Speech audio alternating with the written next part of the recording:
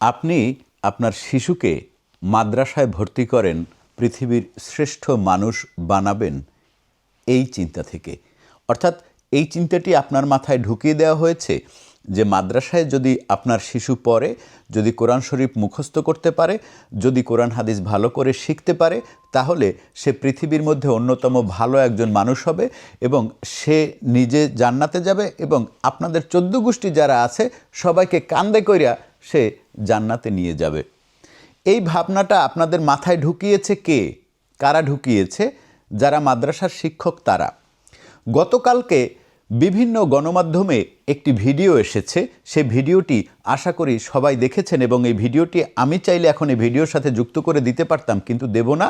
কারণ হচ্ছে গিয়ে এটি কমিউনিটি স্ট্যান্ডার্ডের কারণে বিভিন্ন সমস্যা পড়তে পারে এবং এই মানে কমিউনিটি স্ট্যান্ডার্ডের ঝামেলায় পড়তে পারে বলে আমি এই ভিডিওটি আপনাদেরকে দেখাচ্ছি না। তারপরেও আমি একটু ছোট্ট করে মানে একেবারে প্রাথমিক যে বিষয়টি সেটি একটু আপনাদেরকে দেখানোর চেষ্টা করি।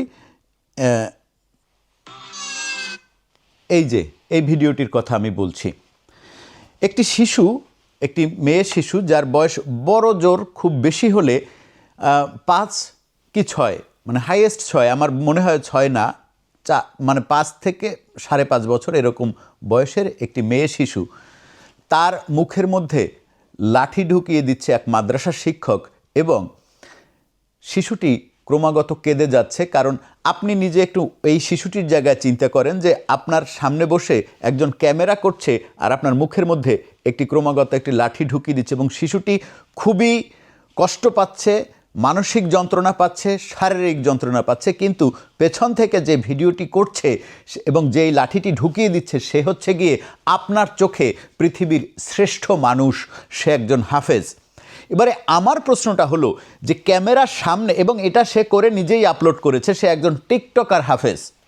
এবারে আমার প্রশ্নটি হচ্ছে, ক্যামেরার সামনে যদি এই আচরণ আপনার শিশুর সাথে একজন কোরআনের পাখি বলে পরিচিত সে যদি ক্যামেরার সামনে এই ঘটনা ঘটাতে পারে, তাহলে ক্যামেরার পিছনে সে কী ঘটনা ঘটায়? আপনারা এরকম অনেক নিউজ পাবেন, অসংখ্য নিউজ পাবেন যে মাদ্রাসার শিশুদেরকে করে তারপরে সেই ভিডিও আবার হুজুর তার নিজস্ব মোবাইলের ক্যামেরায় রেখে দিয়েছে যাতে সে ভবিষ্যতে ওই ভিডিও দেখে ওই ছাত্রটাকে বা ছাত্রীটিকে ব্ল্যাকমেইল করে ক্রমাগত এই কাজ করতে পারে। আমি আপনাদেরকে আর কত বোঝাবো? আপনার নিজের যদি বুঝ না থাকে তাহলে আপনাকে বুঝিয়ে অন্য মানুষ কখনোই আপনার মাথায় কোনো উপলব্ধি তৈরি করতে পারবে না। আমি বারবারও আপনাদেরকে বলি যে কোরআন মুখস্থ করার বিষয়ে কোরআন মুখস্থ করতে হবে এ ব্যাপারে কোনো নির্দেশনা না আছে কোরআনে, না আছে হাদিসে। এবং পৃথিবীতে মুসলমান দেশ শুধু বাংলাদেশ না, পৃথিবীতে 57টি মুসলিম কান্ট্রি আছে যারা উন্নত, যে সমস্ত জায়গায় ইসলাম এসছে, সেই আমরা যদি মিডল ইস্ট বলি বা যত আরবের কান্ট্রি যে সমস্ত জায়গায় ইসলাম ধর্ম এসেছে সেখানে কিন্তু এই শিক্ষা পদ্ধতিটি নাই। এই শিক্ষা পদ্ধতিটি শুধু বাংলাদেশে বাঁচিয়ে রাখা হয়েছে কারণ এটি একটি টাকার কারখানা এবং এটি একটি শিশু কারখানা, যেখানে হচ্ছে গিয়ে শিশুদের সাথে কত অমানবিক ঘটনা ঘটে তা আপনারা জানেন। শিশুদেরকে শারীরিকভাবে নির্যাতন, তাদেরকে দিয়ে ভিক্ষা করানো, তাদেরকে শেষে হত্যা, এই ঘটনা প্রতিনিয়ত আপনারা পত্রিকায় দেখবেন। এবং কিছুদিন আগে দেখলাম কিছু মানে এই আলেম, কিছু হুজুর, কিছু সমাজের শ্রেষ্ঠ মানুষ যারা হচ্ছে গিয়ে এখন সংবাদপত্রকে হুমকি দিচ্ছে যে এই সংবাদ আর ছাপানো যাবে না। কারণ এই যে সচেতনতা আমি তৈরি করছি, আপনি তৈরি করছেন বা আপনি তৈরি করবেন এই ভিডিওটি শেয়ার করে কিংবা ডাউনলোড করে আপলোড করে, যার ফলে মানুষের মধ্যে একটি গণসচেতনতা তৈরি হয়েছে এবং মানুষ ক্রমাগত তাদের শিশুদেরকে মাদ্রাসায় দেয়া বন্ধ করেছে। আমি আবারও বলছি, কোরআন হাদিস সহ কোথাও কোনো জায়গায় কোনো ধর্মগ্রন্থে, মুসলমানদের ধর্মগ্রন্থে এই কথা লেখা নাই যে কোরআন মুখস্থ করলে বেশি সওয়াব আছে এবং কোরআন মুখস্থ করলে কোনো লাভ আছে।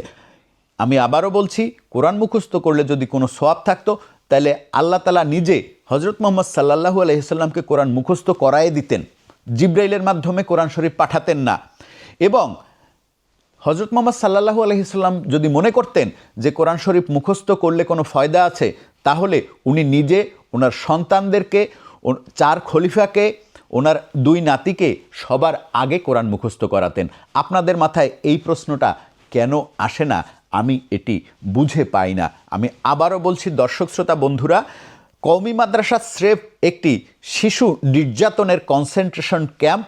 আপনারা আপনাদের সন্তানদেরকে ইসলামী শিক্ষা দিতে চাইলে বাজারে প্রচুর ইসলামী কোরআন হাদিস সহ প্রচুর ইসলামিক বই আছে, সেগুলো পড়ে আপনারা আপনাদের নিজের পড়ুন এবং আপনার সন্তানদেরকে সেখান থেকে ইসলামী জ্ঞান দেন।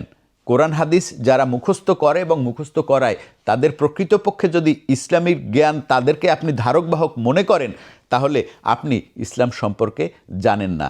আশা করি আমার ভিডিওটি বুঝতে পেরেছেন এবং সবার কাছে শেয়ার করবেন।